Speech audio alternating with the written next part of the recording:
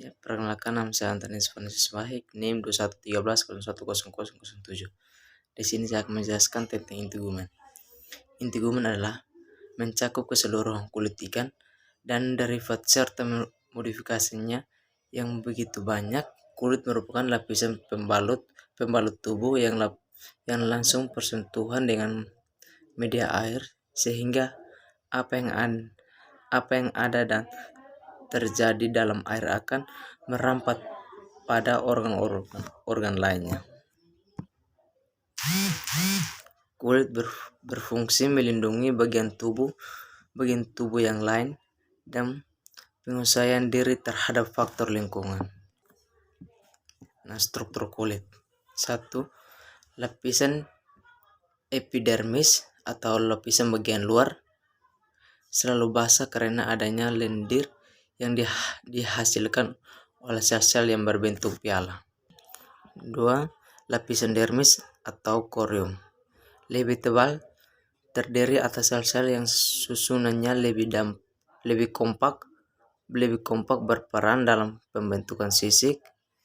Derivat terkandung pembuluh darah, saraf, jaringan pengikat.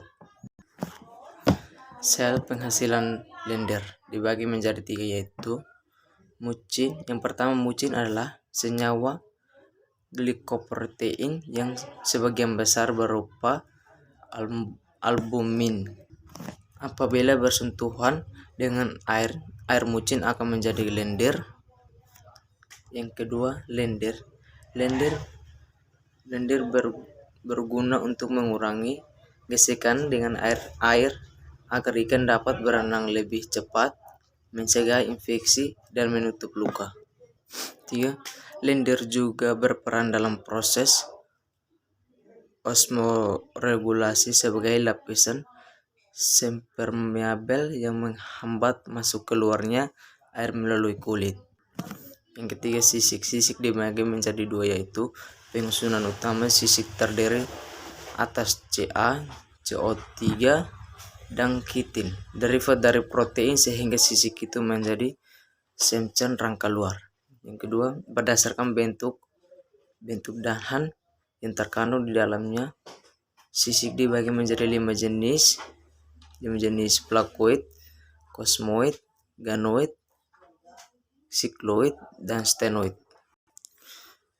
Sisik plakoid dibagi menjadi 3, terdiri atas lempengan dasar berbentuk lingkungan atau persegi 4 yang tertanam pada lapisan dermis kulit dan bagian menonjol di luar epidermis.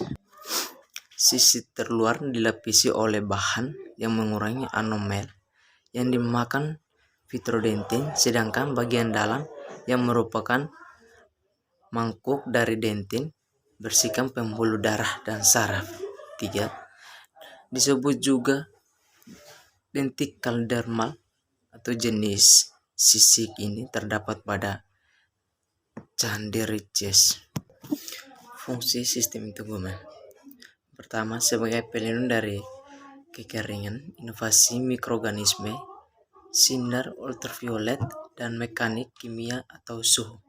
2. Sebagai penerima sensasi berupa sentuhan, tekanan, nyeri, dan suhu.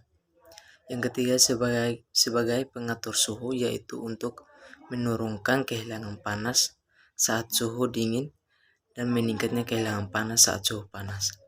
Yang keempat, sebagai fungsi metabolik, yaitu menyimpan energi melalui cadangan lemak, sintesis vitamin D. Yang kelima, sebagai fungsi ekskresi, yaitu mengeluarkan keringat minyak